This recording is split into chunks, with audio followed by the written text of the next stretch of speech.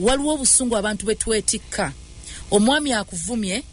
obusungu n'obwetikira ku mulimu n'ovuma abakozi banno kati nga yeeyambula naye ekizibu bwe tuvuma ono gwe tuvume tetumanyi bwana akitwala nze nsobola okitwala ninga ali mu kuwona ate omulala osobola ovuma omulala ne yeetuga soluso ino controlling emotions zo obutafuga bantu kubanga nze busungu bwange nze kino nze ndi muvumi olina okwefuga naye nze waliwo byenzikiriza nti abantu abamu bawona baleekana wali baddeko mu bifo nga bakansala we bali abana bakansolinga abantu banti swawo oli ayinza otuuka n'akaba n'ayomba naye nga gwayombesa mwami wo waka naye nga byonna abiyombeserezaawo ekisajja ekyo kiraba kati omusajja yatampa kino nga bye yandimugambidde wali abigamba ggwe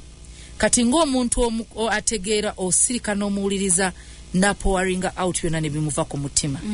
nakkakkana n'olyoka oyogera naye kugamba abatuvuma olumu tulina kugamba abamu babambi mubaleke tetulina kukiteekinga personal tugambe waliwo abantu abamu abeetaaga poweringa out nga Katonda akozesezza ggwe ekisa kikuwadde bawone Mukama atuwe ekisa